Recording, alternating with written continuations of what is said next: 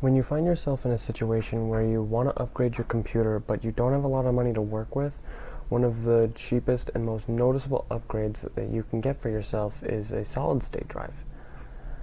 So you have a hard disk drive that have exactly that. They're a disk spinning inside of a little metal casing that uses a laser arm to read the data on the disk at rapid speeds. The more recent drives moving at 7,100 rotations per minute. To give you an idea of what that would be if your car tires were moving at 7,200 RPM, would be approximately 600 miles per hour. Now I know that seems like a lot, but you have to consider that these disks are a fraction of the size of your car tires. So it's a bit easier for them to move at such high rotations. Now a solid-state drive is, instead of a hard disk, you have a bunch of these little memory chips, let's say, mounted on a circuit board. Now these chips don't need to spin up to find and accurately read the data. Instead, the data is just there in front of them, like that.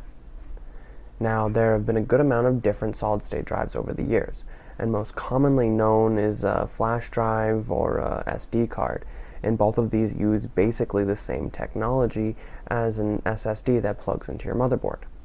Now, not too many years ago, the main difference when it came to considering which of these different drives was capacity. It used to be that hard disk drives had more storage at a far better price, and for the most part that still rings true, but solid-state manufacturers are starting to catch up.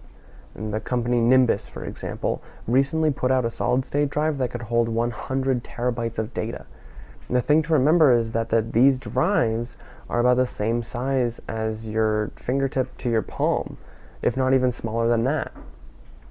Now there are also form factors of solid-state drives called M.2, U.2, SATA, M-SATA, and all of these drives are they're very similar, except in some key elements. So the M.2 drives are similar in aesthetics to like a stick of RAM, or smaller.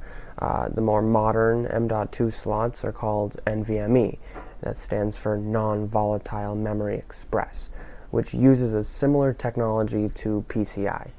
Essentially, it makes the drive seem as though it is a part of the computer as opposed to something that's connected to the computer. An older version of these drives is called U.2, which again was a type of PCIe solid state, but it used physical cabling to connect, which limits your speeds. Now down from that we have the SATA and M-SATA solid state drives, and the difference here really is size and connection. So the SATA SSDs use traditional SATA cabling to connect to your computer in the same way that your hard drive would, needing an individual connection and power cable. The M-SATA SSDs are getting closer to the NVMe SSDs as they are using the M.2 to connect to the motherboard, but they are still limited to the speeds of the SATA SSDs, which is still vastly faster than the 7,200 RPM hard disk drives at about 6 gigabytes a second. Now here's what makes an SSD mind-boggling. Remember how I said your car would need to travel at 600 miles per hour to get to 7,200 RPM? Well, consider this. Those hard drives typically transfer data from your disk to your CPU at about 150 to 200 megabytes a second at maximum. An NVMe SSD can transfer data at maximum 32 gigabytes a second. So mathematically speaking, that's about a 200 times difference in transfer speeds. Now, if conversion rates were perfect, that would be like your car could go 120,000 miles per hour, to get an idea of how fast your data is moving from clicking an icon to it appearing on your screen. And all of this difference is a $50, $100 upgrade. Is it worth it? I think so. Let me know what you think.